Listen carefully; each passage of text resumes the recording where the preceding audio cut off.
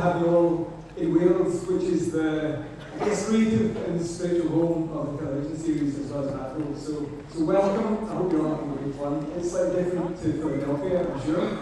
But it's great to see so many familiar faces in the audience from last year, which was such a great experience.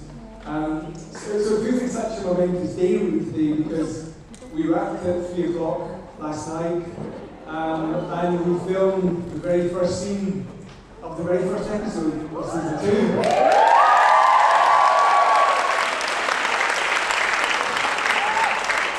I would love to tell you all about it, but it's a secret.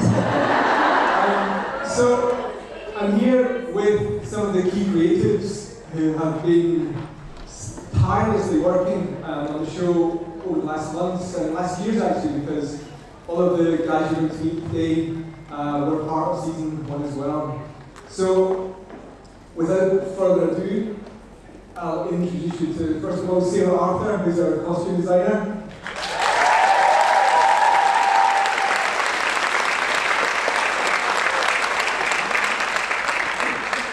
Gareth Selling, our location manager, supervisor, and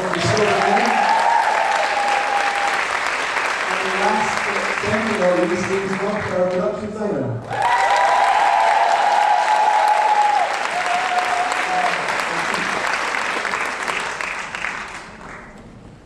So I guess a good way to kick it off really is to just ask, one of the big questions is, obviously we're making the series in Wales. So, here's a question for Gareth and James. What was the most challenging location to find in Wales? Venice.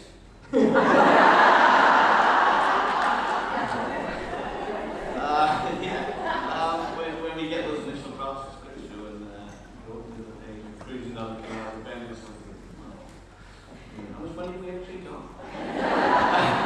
And then we've got to go then, and then we get to Madison County. I think we could probably do a little something there, but then I flip the next page and we're Septors in a castle in France. And I'm thinking, James has got a bigger budget than I have because we've got a bit of work to do, yeah. Madison County was a good one though. We prepared for this. Don't worry, I'm also head of technical today with my computer. So when we first get that script, I suppose to explain our logic and how we work, we start by doing visual referencing. So just as when you read the books, we read the scripts, but we have to try and get what's in our heads down onto paper. So we start by research and reference, and whether that's going on little trips and taking photographs, or whether it's searching on the internet trying to find pictures. So this is how we started with our images of what we felt the Bishop House looked like. Obviously, when we're making the adaptation, there's some things which luckily Lapland decides are either not achievable or aren't going to be very easy for us to retell. So shape-shifting houses luckily sort of fell by the wayside, thankfully. So I sat down with my guys and with Gaz and stuff, and we decided that we wanted the house to feel and look like this, and this was what we were trying to recreate. And we talked a lot in depth about where in America that was and what it looked like, because neither of us had been to that part of the States. Neither did we get a trip there. No, we didn't get a trip, no. So we... I think Dave, this is great to be part of the process as well, because we would heavily quiz Deb on everything and anything to do with Madison. We'd be... Well, I'll let you... Yeah, and it's interesting that because what's great about the books is that because Deb has based all of these locations on real places, and so the Madison house is just like the house that Deb was brought up in, and then we go to the castles and set tours and stuff, and she's been to a castle in near there, which is exactly the castle that she would like it based on. And sometimes that's brilliant for us in that it's just a great guide and we can just go to that place and we can do it and it's easy, but sometimes it doesn't necessarily make sense from a filming point of view, so we have to change things and with her reimagine what those places are like. So when we said to Gareth, we've got to find a landscape that we can then build a house in, I was like, he's never going to find Madison County in Wales. And if you head out of here on the A48, you get like 5 miles that way, and then Gareth typically found upstate New York within 10 minute drive to here. So this was the very initial location scout that we did. That's JC Medina in the bottom right, who was our director of our house. And this is where we decided that we were going to build our Madison house, but obviously we had various other problems with the time of the year and the seasons. I think that's a big key is to really sell New York and hit it in the fall is to get those lovely colours and browns and oranges and get those leaves on the floor. And I think we were lucky enough to manage to nail that at that time of year initially. For the first time we visited it, we were at the right time of year. So those magnificent first shots, we did it for real. And after that, due to the nature of how we film these things episodically, we were back there in January, and that became a little bit more of a challenge. And James had a warehouse full of leaves. There's a great line in the series where Diana says, "Madison in the fall, it's the best Madison ever." Yeah. And that was in January. It was raining and it was wet. But I guess part of it is also working with the location we found in America, which is Madison itself. So we did a drone unit that we did establishing shots of the car, and then we cut from actual America to Wales. And I think at that time of year, Cardiff Council were really on our side, because all of James's team were out with bin bags and wheelbarrows sweeping up all the leaves in the park. Put them all in backbags and kept until we get back to January, where they scattered them all over the floor again.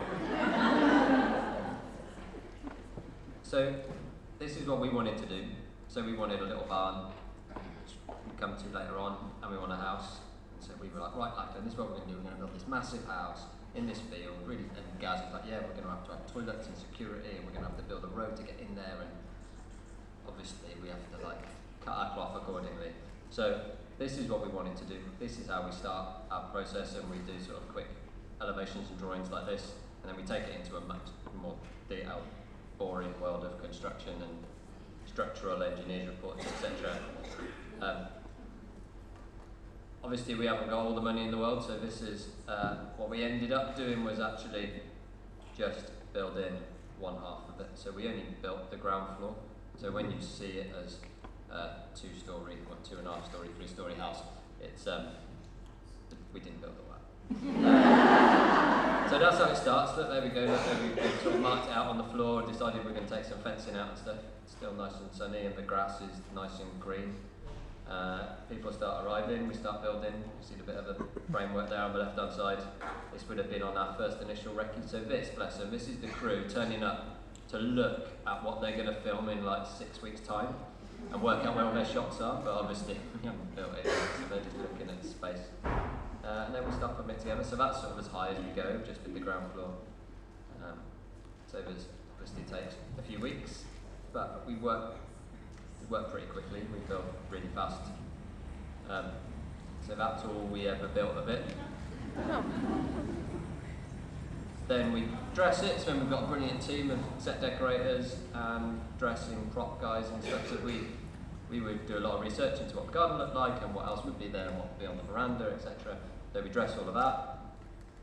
So that's what we had, that's what the film crew turned up to. So those little red poles that you can see are just guides, so that when in post-production, in CGI, we make it a bit bigger. So that's how that works. It's a long-ish process in planning, and then the actual build itself is quick. But we were there for what, 6-7 weeks or something building, guys? I think we were probably, in the build, but then obviously between the episodes we walk away and leave it there.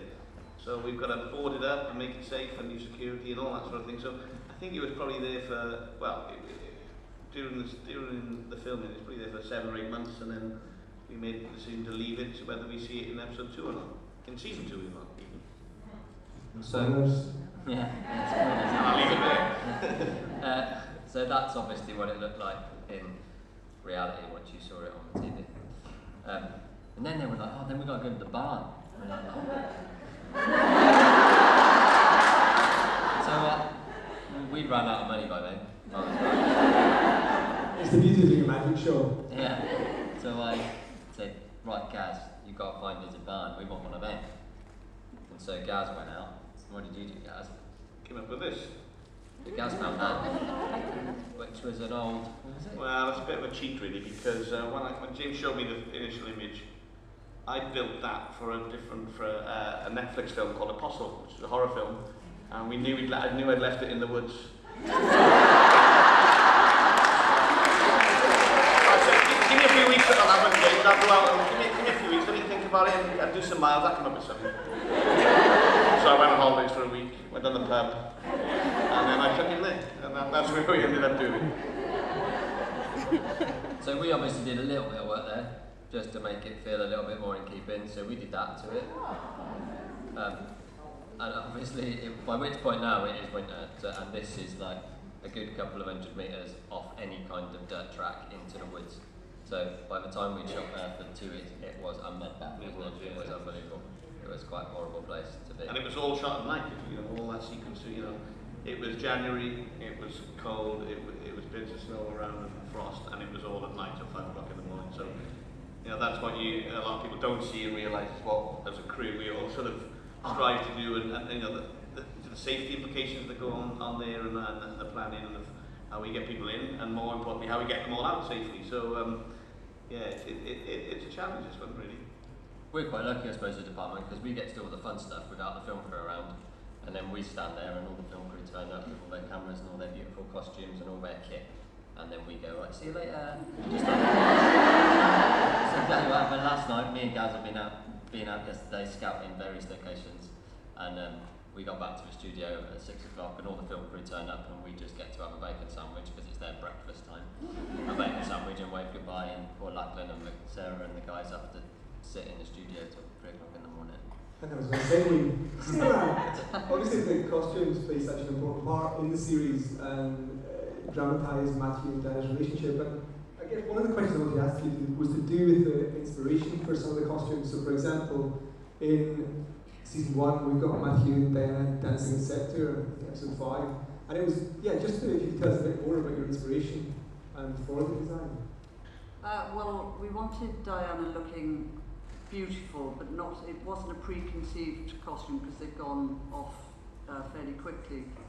And she had to do a number of things whilst in it, as in run out of the house and it was pouring with rain. So it had to be practical as well as beautiful. So that's why we went for this outfit behind us, the jumpsuit. And she just looked, we wanted a natural feel for her, but something that was dressed but not preconceived. So that's how this outfit came about. And I know it's an unfair question to ask, but is there any of the characters in particular you enjoy designing for? Well, I think I love all the characters, but I love doing the various creatures, the vampires, the demons, the witches, and individualising them so that you as viewers can see who is what, hopefully, by a little bit with their costumes. But I think my favourite, would be Isabeau.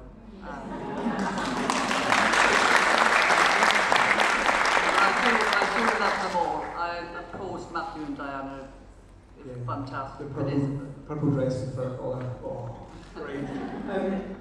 So, James, just come back to amazing sets and games and so on. Did you have a favourite from season 1? Yeah. Well, there's two really. The interior Bishop House was always fun, which was great for us. So it was that was a big old space to build. So that's in the studio. So there's a set outside in the field, and then you go in through the door, and this little bit of kitchen here, which you could see. So you would come in, and that little bit of kitchen is out in the field, so we get really good views out the window. And then back in the studio is all of this stuff, and that kitchen is built again. So we end up with a good transition between, so that's the trick really, and sort of between what Gareth does and what I do, it's transitional spaces that are what fool you lot into thinking that it's all one space.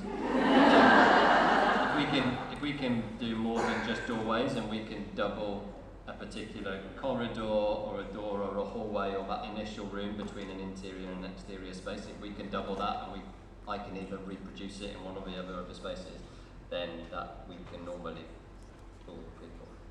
So yeah, that was a lovely space to do. And then of course we had that age-old problem of how do you do the Bodleian Library? But that's easy because it's a location, right? Wrong, Jake, wrong. But we went down the road and the Bodleian were very approachable, I think. And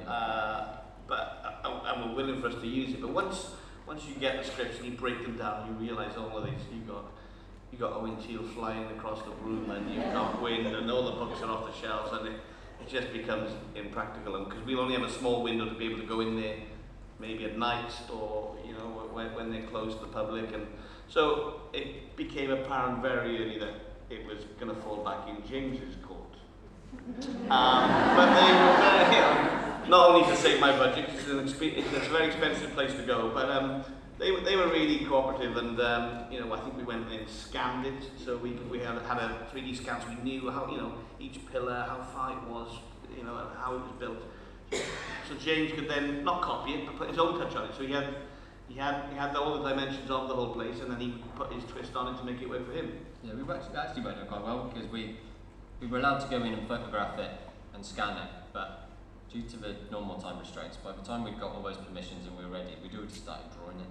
So we started drawing it based on photos that we could find on the internet. Because when you go and visit that place, you're not allowed to take your phone in, you're not allowed to take any photos, you're not allowed to talk. It's quite hard trying to have a conversation. You know, we should build this bit. Do you think we should have that? Getting frowned at by the various other witches that are. Also, I think it was quite a magic moment for Deb the moment she walked into the library, because literally she walked in and then just immediately burst into tears because she just felt she was there again. So I think it was something that meant a lot to her. And the fact that it had been pretty much recreated, the scale. So I mean, it was phenomenal as a set. I mean, how many books did you use, James? Oh man, we did 475 linear meters of books. But luckily, about 350 linear meters of that we made out of polystyrene, so it wasn't quite so expensive. So these are photographs here of what our Bodleian was like, which is quite a departure actually from the real place. It's interesting. It feels the same. Like if you go and stand in the Bodleian, then you came and stood in our set. Like emotionally, it feels right. It's got like a proper solid floor. It felt great, and like Philip Pullman came around because we've been doing some prep work for HDM, and then we showed that we've been working on these dark materials. And Philip Pullman came around and he stood in the space and he was like, "This is the Bodleian. This is just like it. It's just like Duke Humphreys feels like." Actually, if you look at photographs of what the real Duke Humphreys reading room looks like and what ours looks like, they're not really that similar, if I'm honest. Like they feel very similar, they feel right. So we do a lot of drawings. These are like the simplest of the drawings, I suppose. And then we build 3D models and we take it, and so we create that and we sit around the table and say that's what we want to build, and then 8 weeks later we end up with that. But obviously there's a lot of carpenters, a lot of sculptors, a lot of painters that go into that in order to produce it. And then we built the Duke Humphreys reading room, and then there wasn't enough room in the studio to do the rest of it, so we ended up having to build a little bit of the southern end and a little bit of the main thoroughfare in the other studio, which is what those are. Thank you very much.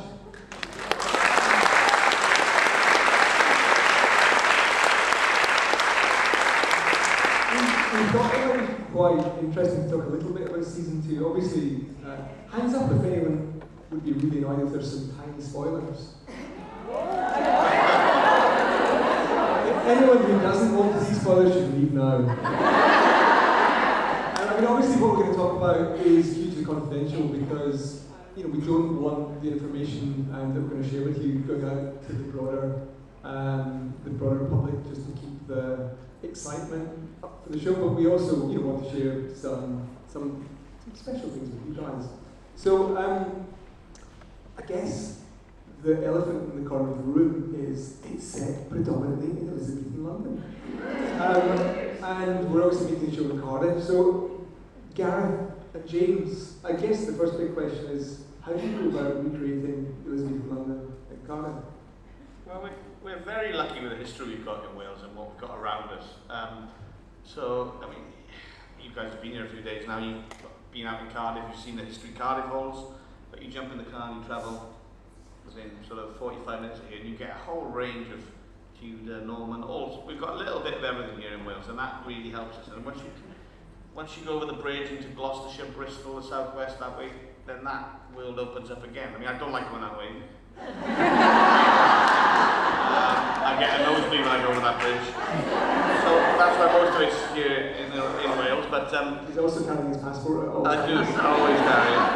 But we're spoiled for choice. So it's all a matter of James and how we can work together. And then to sort of, I can give James 3/4 of that building, and he puts his touch on it to sell it to you guys, and then we talk to Sarah, and she comes up with some colour palettes that will go with this location. So it's a really collaborative effort from all of the team, really, isn't it, James?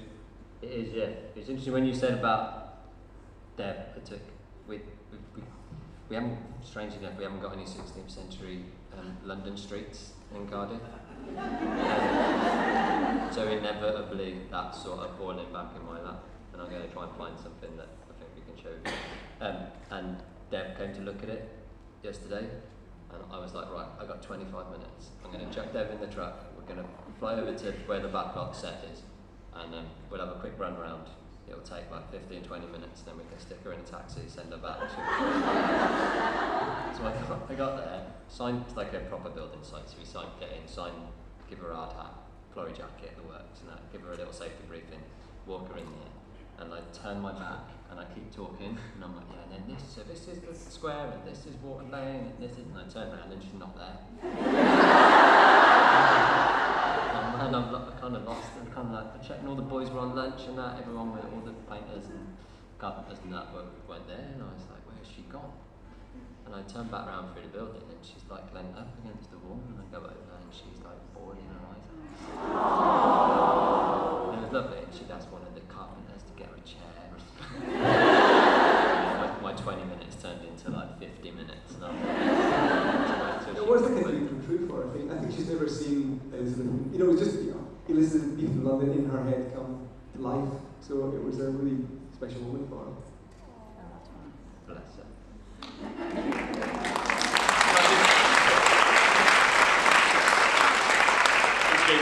But we have to imagine, bring Deborah's her thoughts alive and her imagination. So it's quite a complex place, is that? So James has to take that from the page, what we get in the books, and then the adaptations from the writers, and bring it alive. And with the scale we need to create 4, 5, 6 different streets that we're going to need, and we don't have an endless budget, so we can only build so much, but we have to make it believable that you've got all this space in London to move around. So it's quite a tricky thing for James and his team to do, to redress and reuse the same streets and where we have to. So hopefully, give you a little sneak of it in a minute. Actually, one of the things he's doing is magic on his computer. I just wanted to ask you some questions here, because obviously recreating Elizabethan London is one thing, but actually taking your characters from the contemporary times to Elizabethan times, it's a huge change for them, and obviously it affects everything they're going to wear. Now do you want to talk a bit? We've got some surprises for you, which is we obviously can't spoil too much for you, but we brought along some samples of the fabrics that we'll be using, everything from Matthew's trousers to...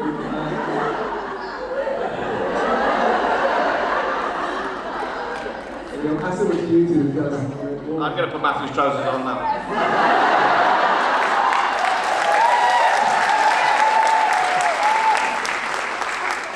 So, obviously there's a huge amount of research involved in getting the costumes correct for the Elizabethan London, and Deborah, together, with the art department, has been a massive help for me also.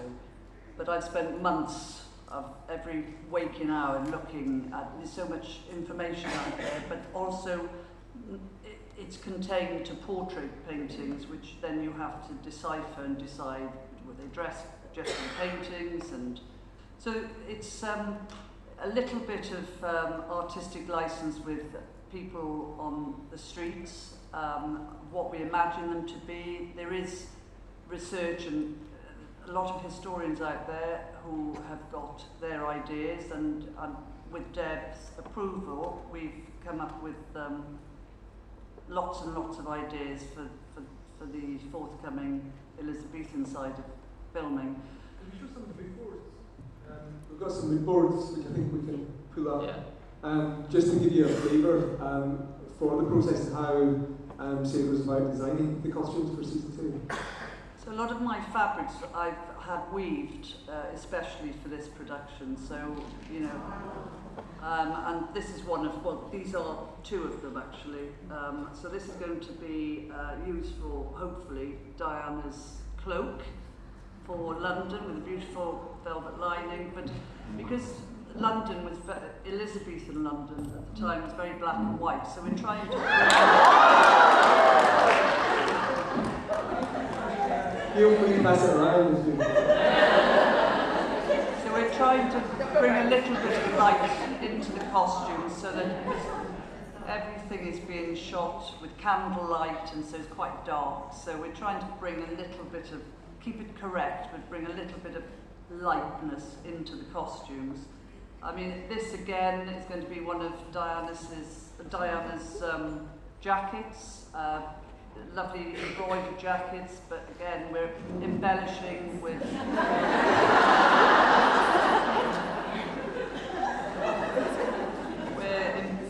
it as well with various things, and yeah, so it's a long process.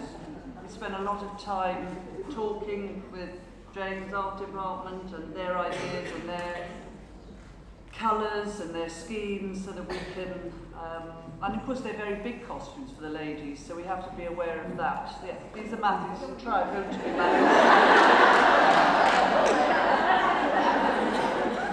I'm expecting those back.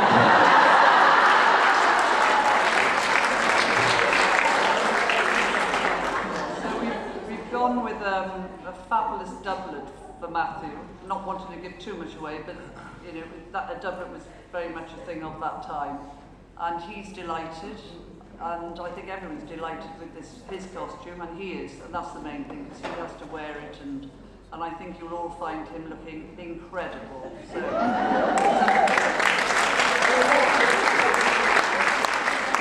just to pick up on the point we're making, I guess that when you're thinking about the series, it's all about the colour palette. And the one thing we discovered, you know, through discussions with Deb, was the fact that a lot of the costumes, the colours were very monochromatic, quite dark. But it'd be interesting, could you talk a little bit about how you bring out the detailing in the dresses, and also work with James, and also the direction of photography, because, as you were saying, if you've got a flat black colour on the screen, it's going to look really dull. But there's quite a lot of textures you've been using, reflective. well, if it's just black, obviously, you're not going to see anything. You're not going to see the costumes. So, and we've got, there's lots of things that you can do, especially with the ladies. The stomachers are highly embroidered and highly detailed, and the collars and the coifs. I mean, it's there's lots of areas to bring out colours, as well as keeping it to Elizabethan London at that time, 1590. But the nice thing about this is, because as with the books, we go abroad.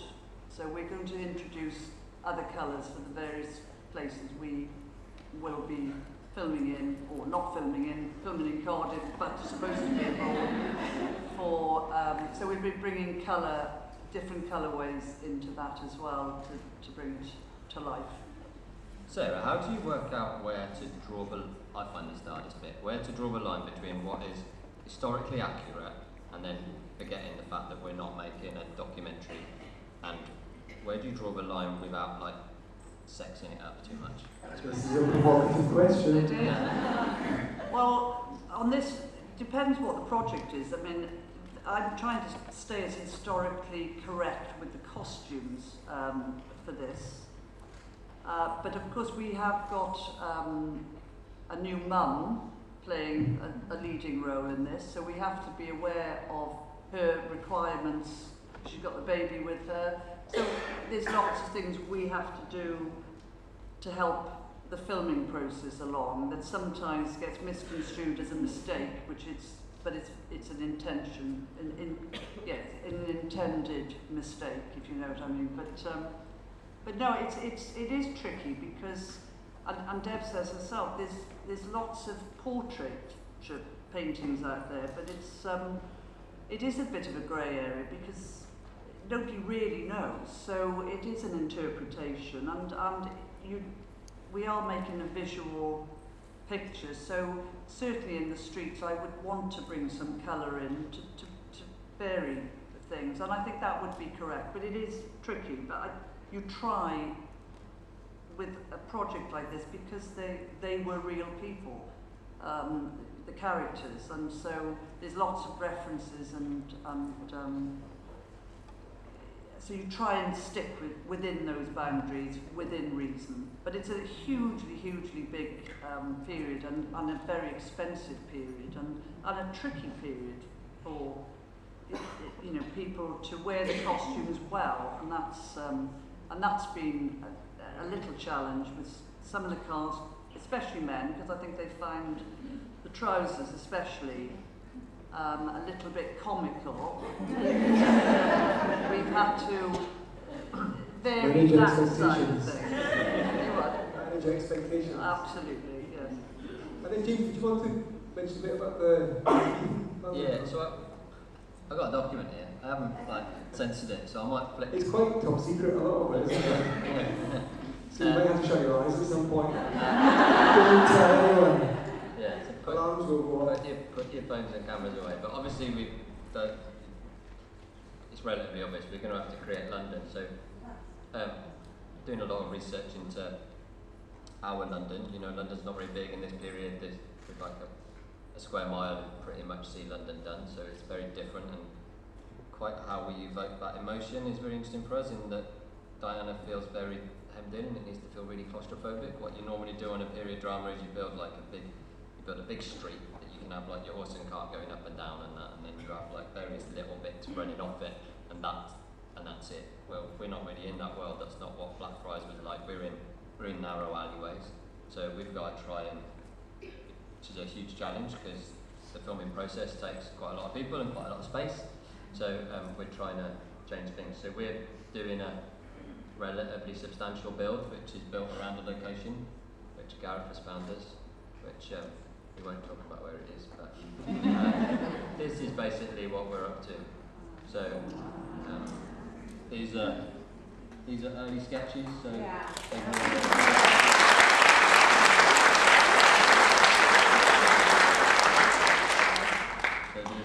so these are what we call like concepts. They're more about tone and emotion more than they are about like anything specific.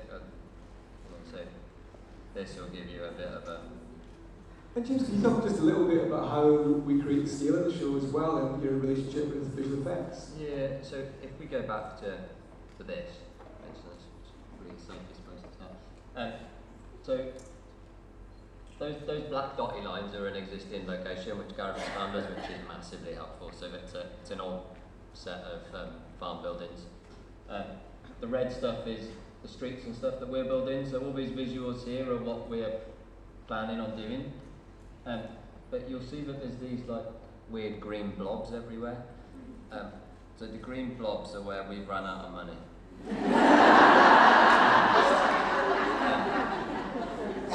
And when we run out of money, we need help from someone else. So so in the magic of the computer later on, Steph, who is our visual effects supervisor this year, who's a new face who you guys would all love if he wasn't off gallivanting in Italy, looking at what we're filming in a few weeks' time. He's going to finish that off. So we design it, we build the model, and we say how to finish off buildings. But again, a bit like the Bishop House, we're only going to be able to build 2 stories. Once we get over that, we're in the world of Elizabethan England, whereas when we go to Venice, here we go. So this is this sequence we filmed when Agatha was arriving at the congregation. So we've got the Salute on the church on the right hand side, and if we keep going straight down, we've got St Mark's Square, So on the right-hand side here, that's the director's boat. The barge in the centre is the crane, which has got a camera on the end of it. And then to the left of that, we've got our hero boat, and we can see Agatha's head bobbing around in front there. So it's, Venice is the most amazing city in the world, I have to say. It's stunning. But it's not without its challenges because you can't drive a truck in and unload it. So there is a whole rigmarole you have to go through. But you just look at the production value you get there and the scale you get there, and you don't have to build it either. So it's an amazing city. But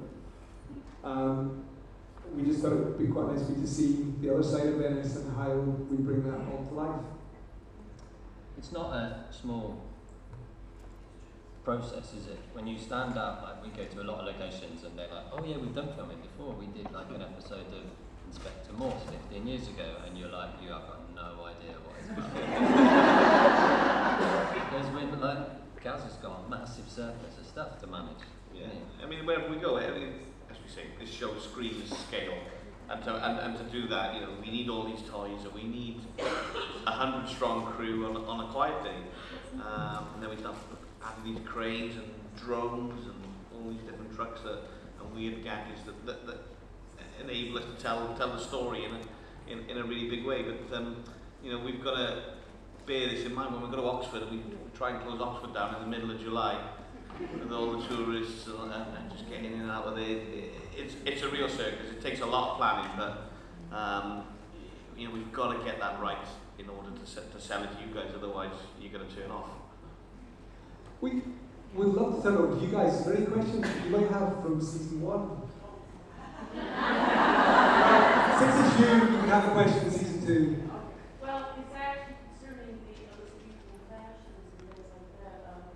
Years ago, I had the privilege of meeting a costume designer who was designing and making the dresses for, and I don't know how to pronounce it in French, but in English it translated dangerous liaisons. And she made a comment that she had to be careful with colors because colors were determined by, clothing were determined by rank. And also the weight of the fabric. She said most of the dresses that the actors were wearing, the women, weighed anywhere from 30 to 40 pounds, and one specific dress actually weighed 60. And I was wondering if you encountered that when you were making your costumes. Well, we're actually making now as we speak. So we've got cutters and seamstresses and tailors making in a workroom on site. It's the middle of summer. It's extremely hot, as you know, and these actors, actresses are in these costumes for maybe 12 hours, maybe longer in a day. So you've got to be realistic with, the cloak, for example, the weight of that cloak made up, I've had to change it slightly because it's just impossible. Diana, Teresa is tiny, and so you want it to look authentic, so you have to cheat a little. So yes, you're absolutely right, and all of those cloths and a lot of the cloths I'm having weaved they're all natural fibres and they're very heavy. So we've had to look at alternatives for various costumes because it's not realistic, to put an actor in a costume that weight for 12 hours. So yes, it's tricky. You want it to be correct, and certainly we have got costumes of that weight, and we will have them, but they will be used for certain scenes where she may only, or he may only be in something for half an hour or a couple of hours maximum. So that's how we have to do it. And also from a colour point of view, you were saying the other day that you didn't want to be wearing the same colour as the Queen or off the head. So I guess colour was important as well in terms of the class structure. Well, the hierarchy, yes, and Debbie's been hugely helpful with that. So black, of course, was the wealthy colour. The more black, the better, and that was Queen Elizabeth colour.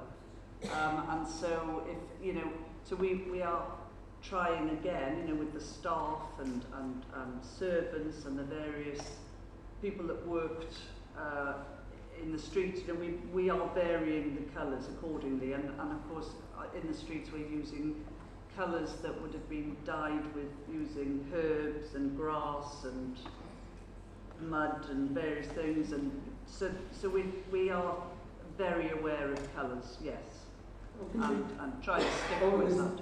So I'm going to cheat. I have 2 questions. But that's me. Anyway, first and foremost, the blue jacket look. Where did you get it from? Because I love it. That was actually, Therese's blue jacket. yeah, no, it wasn't off the peg. It was something that was made specifically for Teresa. So apologies. Next question. We may not be releasing it as I know. It's such a lovely book. The second question, obviously, everybody in this room has read the books, and there's 2 particular pieces in the second book that are quite special to me. I'm sure that's Madison Wedding Dress, and then additionally, Mary Dixon's shoes. How much did your sort of read the book, or was it like compulsory for everyone on the sort of design team to read the book and inform what those would look like, or is this sort of artistic direction? The book is always a starting point for it, and we discuss ideas with Deb, and it all develops from there. Okay, next question. In season 1, we got to step into the congregation's meeting room, but in the books, it was very nebulous. How did you come up with the concept of that? We have a finite amount of money, time and resources to spend in Venice. Yeah, so we did that classic thing really where we said this room's got to be magical, and although we did concepts and we grew the island quite a lot, like the island that we see in the show in season 1 is like a fraction of what we've actually designed. The main reason we ended up with that round room is because of the location where we went. There's a huge church in the background, as you know, on the island, and it's got a big dome on it. And within our concepts of the whole thing, which one day I'm sure will be like one of those magic fold-out DK books of like inside, as we've got all of that stuff. Yeah, so that central chamber is underneath that dome, and we went to various locations when we were in Venice, and the red brick and the worn marble, the white marble, which you see quite a lot around the small area of the congregation that we see. Everything else, our worlds have to feel very different. Venice has to feel very Venice, and sometimes it feels like we're pushing it too cliche and they're too stereotypical, but actually we jump around so much between London, soon to be, you know, London and New York and France and all the rest of it, and then all the various things that happen in season 2. We've got to be really clear about where we are. I've got to be able to cut from a scene in America to a scene in Venice and go, oh, we're in Venice. There can't be any questions, and all these characters jump around so quickly, they travel such a lot. It's got to be really clear, so we have to be very obvious in our colour choices and in our tonality of what each of those different worlds is. Thank you. Next question. Yes. In the first season, I noticed it seemed to be complementary color schemes between the costumes and the sets. Is this something you did plan on purpose? To use that blue here in the set and then in the costume? Both Diana and Matthew's worlds tended to always accent towards blue, partly because of her eyes, and it's accentuated more in the visuals that you see on the television. So once we filmed it all, there was obviously a thought process that went into that. The colour that Matthew's bedroom wall is, the colour of her eyes, Diana's boat, for instance. You know, there's a lot of the jacket. There's a lot of crossovers in bringing that colour in and weaving that through their storyline. And it's accentuated then once we're finished and we're all sat on a beach somewhere.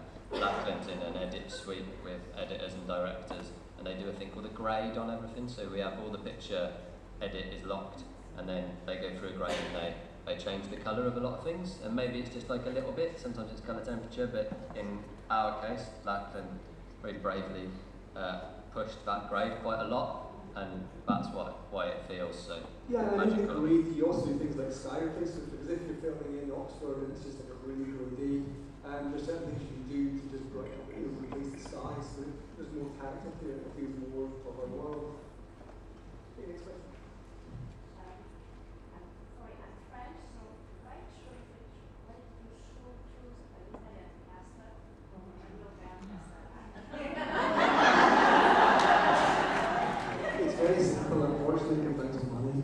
Because the way the funding for a television series works is that you want to try and stay as a limited number of places as possible, because the more you travel, the more money you spend more money on travel than you do on the screen. So because we were already filming in Italy, it just made it so much easier to stay in Italy.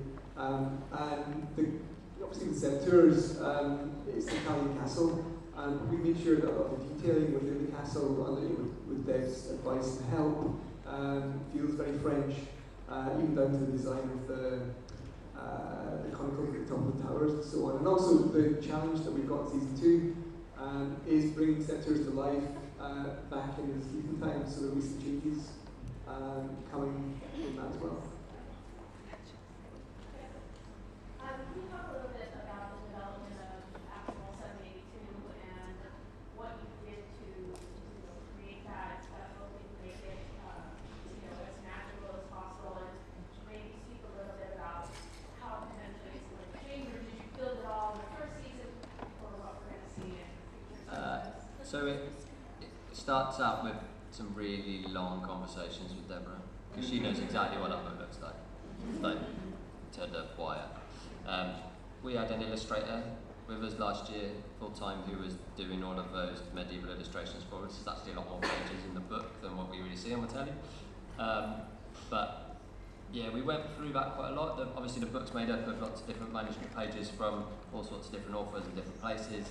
It's bound together by Ashmole. In this instance, what we see in season 1, next time we see it in season 2, we see it in a completely different form. It looks very different. Obviously, it still has the same pages, the same artwork, but it's in a very different state. So we haven't created it yet. Moving on quickly. I can't quite see up the back, but is anyone on the back got a question? Oh, here we go. So for all of you, what surprised you about working on this? What exactly is your Everything. There truly isn't a dull moment on the show.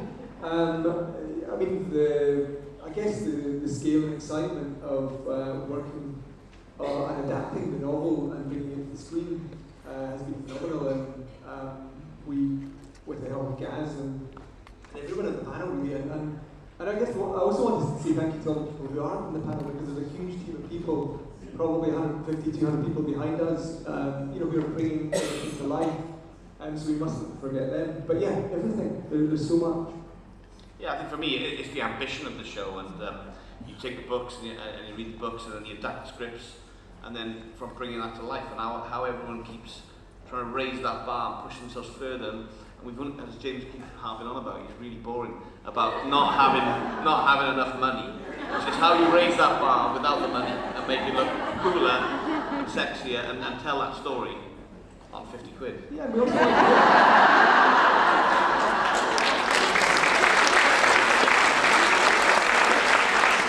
on that subject, we obviously one time Sky and AFC are very generous Sky with us, and especially in season 2, because the difference in the budget for the show of making something which is set in contemporary times versus something that takes us way back to 1590s is huge. So thank you, Sky.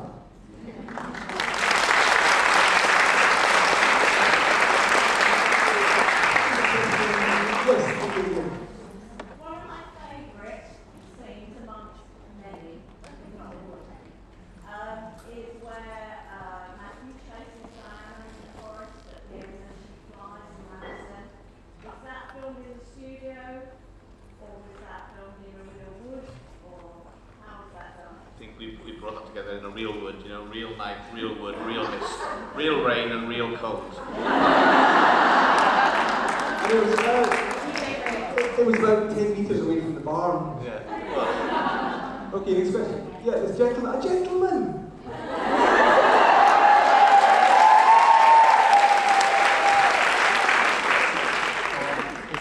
pipe dream question. I live in Cardiff, so I'm blessed to be able to go to St Fagans on a yearly basis and see how it develops. But the thing that struck me when you were talking was you're looking for locations. These locations just aren't there, so obviously you have to invent. Is there any plans in the future for an immersive experience where, a bit like, I suppose, Disneyland for a while away, but for people who want to go time walking? I think James is currently building it now. Just wait till we get this boring filming malarkey out of the way and then we'll start charging on the door.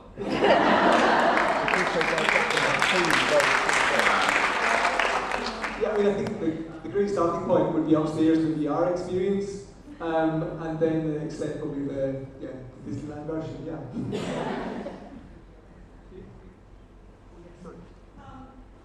Some of the other books and TV adaptations, you can see some friction and sometimes outright confrontation between the author and the production. So how do you maintain that relationship with Deb while still respecting your own artistic vision for what you want to do with it? It's down to collaboration, because I think we all are hugely passionate about what we do, and Deb's hugely passionate about a book, and we're hugely passionate about a television series. And it comes down to just discussing it, because I think with the novel, it's a medium in itself. It exists predominantly in the first person, which is something that doesn't translate well to the screen. So I think it's about making sure that we're all on the same page when it comes to the characters, their journeys, their themes. So it's collaboration really and talking. So for this macro perspective, should we expect more episodes on the locations we have to go in? Can you possibly comment at this moment in time? But you won't be disappointed.